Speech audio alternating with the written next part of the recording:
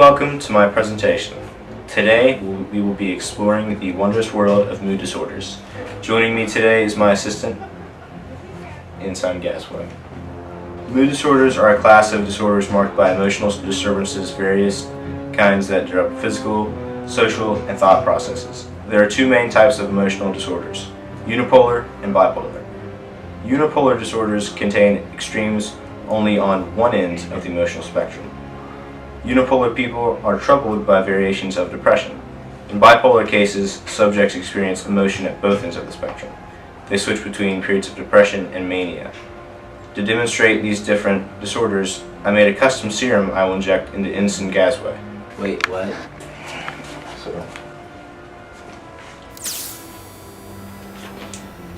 I've just injected the subject with major depressive disorder.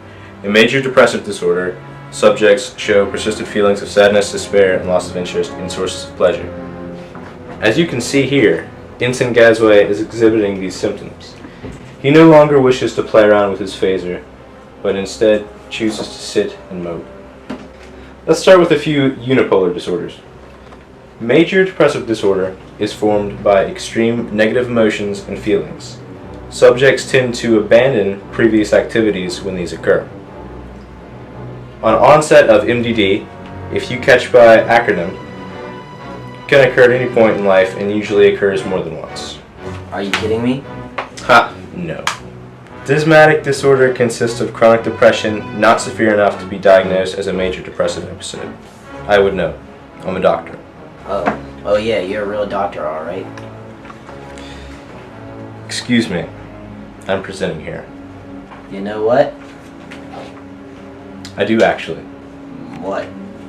Would you care to say what again? Huh? As you can see, the subject here has obvious chronic depression. Thus his deep threats followed by mental confusion. Yo, I'm about to come over there and give you some mental confusion in your face.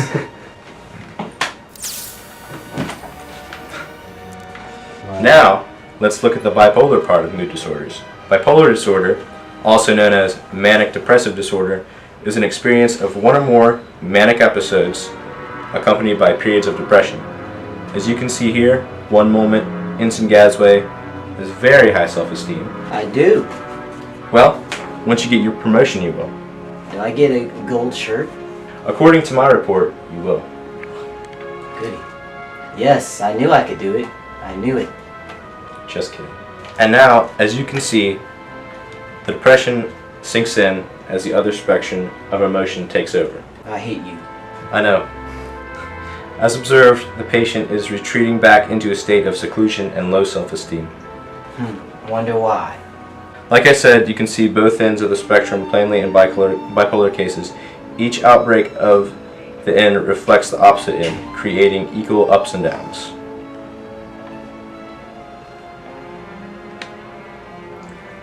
A milder form of this disorder is cyclothymic disorder. Here, subjects experience mild bipolar disturbances without complete depression or mania. Most assumptions of this disorder are usually correct. Great, so I have to do this too? Yeah, you just injected me. I actually did not inject this one. Oh, well then I hate you. As you can see, the subject's presumption about having the disorder is correct, as this is the most common form of bipolar disorders. Unipolar disorders, however, are still much more common. There seem to be quite a number of causes for these disorders. However, these can be physiological or psychological. Most of these can be attributed to genetic factors. They can be hereditary, as shown in twin studies. Evidence suggests that mood disorders can be largely hereditary. This is shown by a number of case studies. There are also a number of neurochemical and neuroautonomical factors as well. The two levels of neurotransmitters in the brain, neuropinephrine and serotonin, is where most of these disorders can be found. Studies have also found a correlation between mood disorders and abnormalities in the structures of the brain. Depression is due to reduced hippocampal volume. In fact, in depressed subjects, the hippocampus tends to be 8 to 10% smaller. Our subjects here happens to be 15%.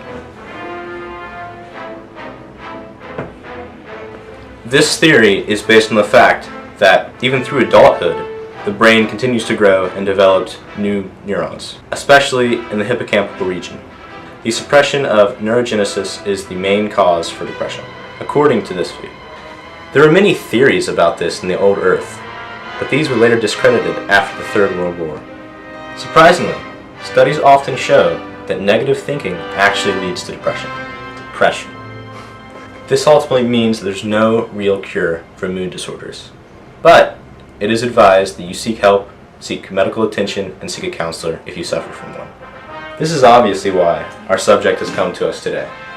He suffers from many severe mood disorders and desperately needs help. If you have mood disorders, come visit me. This is Dr. Rosen, the Medical Update.